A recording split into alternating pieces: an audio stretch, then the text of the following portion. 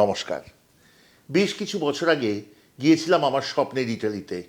সে বছর Rome, Florence, Venice, কাপ্রি ইত্যাদি নানান জায়গা ঘুরলেও মিলান যাওয়া আমার হয়নি। তবে পরম করুণাময়ের কাছে আমি খুব কৃতজ্ঞ যে মিলান এসছে আমার দুয়ারে। কিভাবে এসছে? লস্ট অ্যান্ড রেয়ার রেসিপিসের সৌজন্যে। কিছুকাল আগে ফোন পাই একটি অচেনা নম্বর থেকে। ওপাশ থেকে নারীকণ্ঠ বলেন, আমার নাম উর্মিলা চক্রবর্তী, তুমি আমাকে উর্মিলাদি রাখতে পারো। আমি থাকি ইটালির মিলানে। সেখানে ভাষা এবং সংস্কৃতি বিষয়ক উপদেষ্টা আমি স্টেট ইউনিভার্সিটি অফ মিলানে। আমি বলি, হ্যাঁ উর্মিলাদি বলুন। তিনি বলেন, আমার মামা বাড়ি কীর্তিপাশার জমিদার বাড়ি। আমি কোনোদিনও কীর্তিপাশার নাম শুনিনি। আমি বলি, কীর্তিপাশা কোথায়? তিনি বলেন, বরিশালের ঝালকাঠিতে। বিখ্যাত জমিদার পরিবার। সেখানকার বেশ কিছু রান্না আমার দিদিমার সূত্রে আমার জানা আছে। তোমার চ্যানেল আমার বড় ভালো লাগে। করবে তুমি কয়েকটা রান্না সেখান থেকে?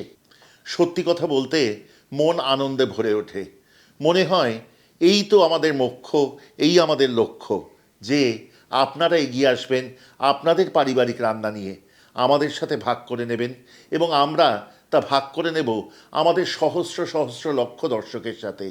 তবেই তো সে সার্থকতা, তবেই তো বেঁচে থাকবে সেই ঐতিহ্য। তাকে বলি, পাঠান না রান্নাগুলি। তিনি আমাকে যখন একের পর এক রান্নাগুলি পাঠাতে থাকেন তখন অবাক হয়ে যাই। মনে ভাবি, এর চেয়ে বড় প্রাপ্তি সত্যি আর কিছু নেই। কারণ দিয়েছি যত, নিয়েছি তার বেশি। আজকে থেকে আগামী কয়েকটি পর্ব জুড়ে থাকবে সেই কীর্তিপাশা জমিদার বাড়ির রান্নার সিরিজ। আজকে প্রথম পর্ব থাকবে অতি সহজ অথচ অতি সুস্বাদু একটি রান্না। সেই রান্নাটির নামও অদ্ভুত, ভোলা যায় না এমন। আজকে আনছি পাবদা মাছের মশলা গালা ঝোল। চলুন শিখি।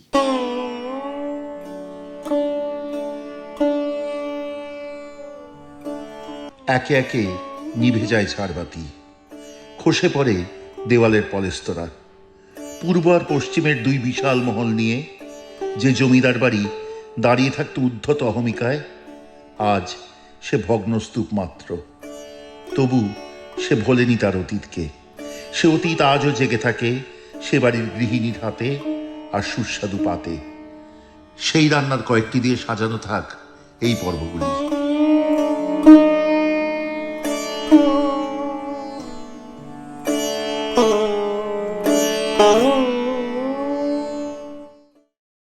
পাবদার মশলা গালা ঝোলের জন্য প্রথমে একটি পাত্র নিন বড়। সেই পাত্রে নিয়ে নিন 2 চা চামচ পরিমাণ হলুদ, সমপরিমাণ শুকনো লঙ্কার গুঁড়ো, 1.5 চা চামচ পরিমাণ রসুন বাটা, সাথে দিন 3 থেকে 4 টেবিল চামচ পরিমাণ সর্ষের তেল, যোগ করুন স্বাদ অনুযায়ী নুন এবং এই মশলায় হাত দিয়ে ডলে দিন 2টি কাঁচা লঙ্কা। ভালো করে সব মশলাটুকু মিশিয়ে নিন এবং একে একে যোগ করুন মাছগুলি।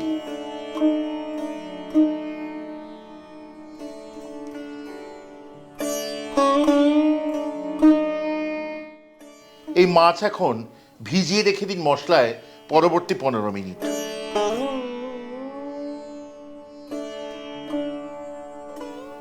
ঊনবিংশ শতাব্দীর শেষ থেকে বিংশ শতাব্দীর শুরুর মধ্যে কীর্তিপাশা জমিদার বাড়ি প্রতিষ্ঠা করেন শ্রী রাম মজুমদার।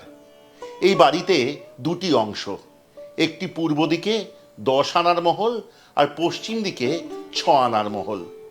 6 আনার মহলটি আজকে ভগ্নস্তূপ। 10 আনার মহলটিরও খুব ভালো অবস্থা যে তা নয়। তবে একদিন এ বাড়িতে জ্বলত ঝাড়বাতি, 2টি তলা ঘিরে জ্বলত কত আলো। দোতলায় মূলত থাকতেন তারা সবাই পরিবারের লোকজন এবং 3 তলায় ছিল চিলে কোঠার ঘর। সেই চিলে কোঠার ঘর নাকি ছিল ভুতুড়ে। সেখানে বাড়ির ছেলেমেয়েরা সবাই পড়াশোনা করত, এতই বড় ছিল। এবং বাড়িতে কখানি ঘর তা সবাই ভুলে গেছে, এতগুলি ঘর ছিল সেই কীর্তিপাশা জমিদার বাড়িতে।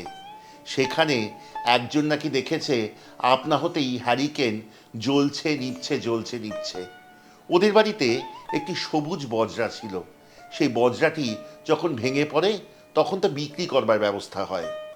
ওই বাড়ির সবচেয়ে খ্যাতনামা সন্তান হচ্ছেন শ্রী তপন রায়চৌধুরী, বিখ্যাত ইতিহাসবিদ, যার কাজ বাঙালনামা অতি বিখ্যাত।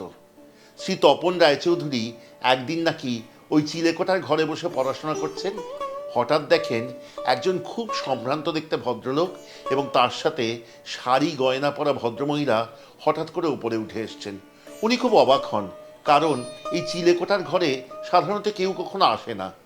তারা এসে জিজ্ঞেস করেন, তোমরা কি তাহলে ঠিক করলে যে বজটা বিক্রি করবে? তিনি বলেন, হ্যাঁ তাই তো শুনছি এরকমভাবে। এবং তারা বলেন, আচ্ছা ঠিক আছে বলে তারা ঘুরে বেরিয়ে চলে যান। তিনি নিচে এসে বলেন, ওনারা কই? বাড়ির লোকেরা বলে, কে? তিনি বলেন, এই যে ওপরে গেলেন। তারপর যখন শোনেন যে কেউ আসেইনি বাড়িতে, তখন তিনি তাদের বর্ণনা দেন। শুনে সবাই অবাক হয়ে যায়, কারণ সেই বর্ণনার সাথে অদ্ভুতভাবে মিলে যায় তাদের আদিপুরুষরা।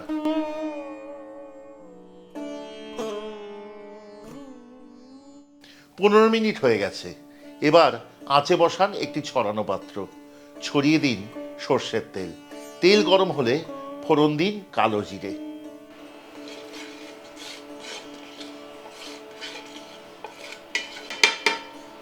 ফোড়নের সুগন্ধ বেরিয়েছে। এবার এক একটি করে মাছ তুলে ছেড়ে দিন ওই তেলে।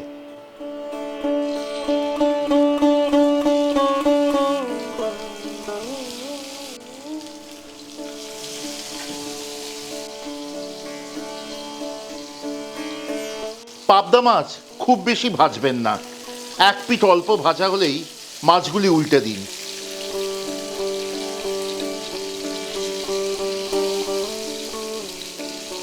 যে মশলায় মাছ ভেজানো ছিল সেই মশলায় ঢেলে দিন 2 কাপ পরিমাণ জল।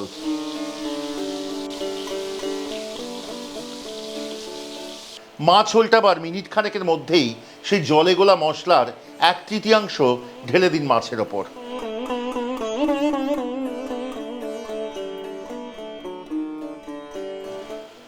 মাছগুলি অল্প নাড়িয়ে নিন, যেন তলায় না লেগে যায়। মনে রাখবেন, পাবদা মাছ খুব নরম মাছ, কাজেই নতুন করে আর উল্টাবার প্রয়োজন নেই। এইতেই মাছ সেদ্ধ হবে। মিনিট খানেক বাদে যখন ভালো করে ঝোল ফুটছে, তখন বাদবাকি মশলা মাখা জল ঢেলে দিন মাছের ওপর। এই সময় কিন্তু আঁচ রাখবেন একদম উঁচুতে। এই সময় ঝোলে ছেড়ে দিন স্বাদ অনুযায়ী আরো কয়েকটি কাঁচা লঙ্কা। যতক্ষণ রান্নাটি হচ্ছে আপনাদের বলি, কেমন লাগছে আজকের এই কীর্তিপাশা রান্না সিরিজের প্রথম পর্ব, এবং আমাদের চ্যানেলের অন্যান্য পর্ব আমাদের দয়া করে লিখে পাঠান, কমেন্টে লিখবেন। যদি ভালো লাগে সাবস্ক্রাইব করে সঙ্গে থাকবেন, খুব আনন্দ পাবো। যদি মনে করেন আমাদের চ্যানেলের সব রান্নার নোটিফিকেশন প্রথম পৌঁছবে আপনার কাছে, তাহলে দয়া করে বেল আইকনটি টিপে দিতে ভুলবেন না। আর হ্যাঁ, যদি সত্যি মন থেকে চান বেঁচে থাক আমাদের অতুল ঐতিহ্য, বেঁচে থাক এই রান্নাগুলি, ছড়িয়ে পড়ুক প্রচুর মানুষের ঘরে ঘরে, তাহলে দয়া করে পর্বগুলি শেয়ার করতে ভুলবেন না। কোন সুদূর বরিশালের কীর্তিপাশা থেকে মিলান হয়ে কলকাতার হেসেলে আজকে ফিরে এসছে শতাব্দী প্রাচীন এই কীর্তিপাশা জমিদার বাড়ির মশলা গালা পাবদা মাছের ঝোল। বাঁচিয়ে রাখবো না এই ঐতিহ্য, তাহলে কিসেরই বা অহংকার বাঙালি হিসাবে? যদি আপনার হেসেলেও থাকে এমন রান্না, এমন গল্প, তাহলে দয়া করে আমাদের যোগাযোগ করুন। যদি আমাদের থেকে খাবার নিতে চান তাহলেও যোগাযোগ করুন। আমাদের যোগাযোগ করার নম্বর 6291834357। সোমবার থেকে শনিবার সকাল 11টা থেকে সন্ধ্যে 7টার মধ্যে আমাদেরকে যোগাযোগ করুন হোয়াটসঅ্যাপ বা ফোন কলের মাধ্যমে। পরিবেশনের পাত্রে মাছগুলি সাজিয়ে ওপর থেকে ছড়িয়ে দিন অল্প কাঁচা তেল এবং তার সাথে ধনেপাতা কুচি। আজ রইল এই ভূতের গল্প আপনাদের জন্য। এমনই কীর্তিপাশা জমিদার বাড়ি সিরিজের প্রতিটি পর্বে থাকবে ইতিহাস, গল্প এবং উর্মিলাদির কিছু কথা। আপনারা সঙ্গে থাকবেন, তবেই তো জানতে পারবেন সেসব গল্প। আজকের এই পর্বটি আমরা এখানেই শেষ করব। সাথে রইল পাবদা মাছের মশলা গালা ঝোল। বাড়িতে করে দেখবেন অবশ্যই, আমি নিশ্চিত আপনাদের সবার খুব ভালো লাগবে। সবাই ভালো থাকবেন, ধন্যবাদ।